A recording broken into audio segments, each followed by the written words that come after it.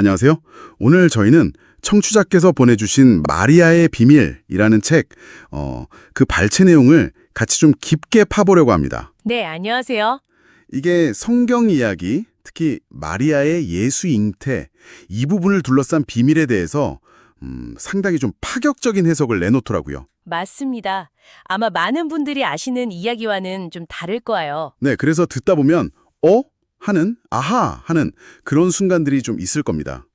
이 책의 핵심 주장이 그러니까 성경에 사랑 말고도 뭐 질투, 시기, 변심 이런 키워드가 있고 또 인간 타락 후에 신이 준 세 가지 회복 과업이 있다. 이런 거죠. 네, 정확합니다. 그 세 가지 과업이 있고 그게 어떻게 보면 인류 구원의 역사를 푸는 열쇠다 이렇게 보는 거거든요. 그 과업들이 구체적으로 뭔가요? 네, 이 책에서 말하는 세 가지는요. 첫째는 먼저 나온 자 그러니까 형이 나중에 나온 자 동생을 섬겨야 한다는 거고요. 아, 형이 동생을? 네. 둘째는 두 여자가 한 남자를 중심으로 협력해야 한다. 두 여자와 한 남자. 그리고 셋째, 이게 좀 중요한데 사탄 같은 방해 세력에게 빼앗길 뻔한 정혼자를 다시 찾아와야 한다. 이 세 가지입니다. 이 과업들의 성공 실패가 구원 역사와 직결된다는 거죠. 흥미로운 틀이네요, 진짜. 그럼 이 과업들이 구약에서는 어떻게 나타났다고 보나요? 책에서는? 책에서는 이게 구약 인물들을 통해 계속 시도됐다고 봐요.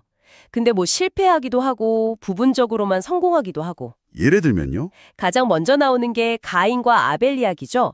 첫 번째 과업, 형이 동생 섬기기. 근데 아시다시피 가인이 아벨을 죽이면서 실패하잖아요. 네, 그쵸.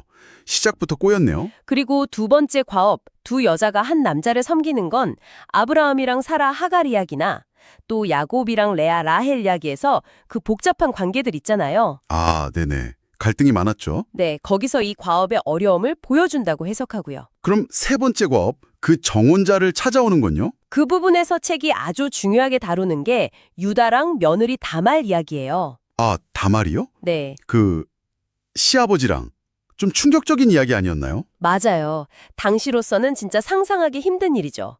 근데 다말이 그렇게 해서 끊어질 뻔한 메시아 혈통, 그 베레스 계보를 이어냈다는 거예요. 아, 그러니까 그 행위가 빼앗긴 정혼자, 즉 혈통을 되찾아온 거다. 그렇죠.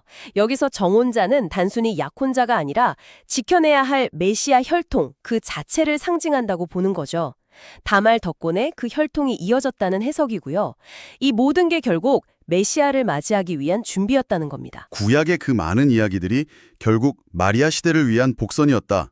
이런 관점이군요. 그런 흐름으로 보는 거죠. 그래서 마침내 마리아 시대가 오는데 마리아는 요셉과 정혼한 상태였고 이때 천사 가브리엘이 나타나서 예수 잉태를 알리잖아요. 네. 근데 이 책은 여기서 우리가 아는 성령 잉태랑은 좀 다르게 본다는 거죠.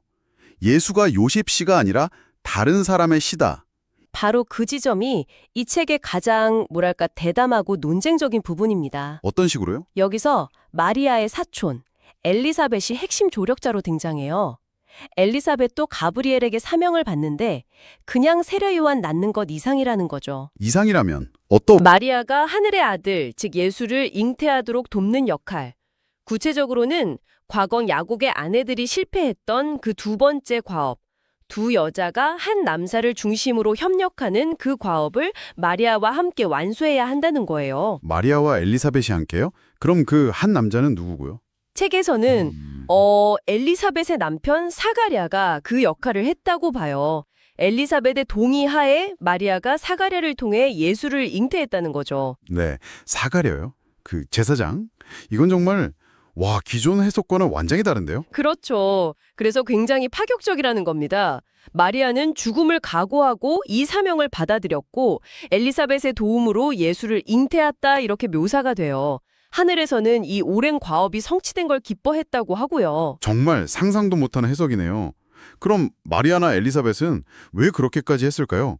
책에서는 뭐라고 설명하나요? 책에서는 여기서 믿음, 그리고 혈통의 중요성, 또 악을 품는 사랑이라는 개념을 좀 강조하는 것 같아요. 악을 품는 사랑이요? 그건 무슨 뜻이죠? 이게 뭐 단순히 나쁜 걸 용인한다기보다는 신성한 목적, 그러니까 메시아 혈통을 잇기 위해서 세상의 어떤 비난이나 오해, 심지어 율법적인 위험까지도 감수하는 그런 초월적인 사랑이나 헌신을 의미하는 걸로 보여요. 아, 그런 깊은 뜻이. 발췌된 부분 마지막에 보면 세례 요한이 태어난 후에 엘리사벳 마음에 좀 변화가 생기기 시작했다는 그런 암시를 주면서 끝나거든요. 변화요? 어떤 변화요? 뭐랄까 변심이라는 키워드가 다시 등장하는 거죠.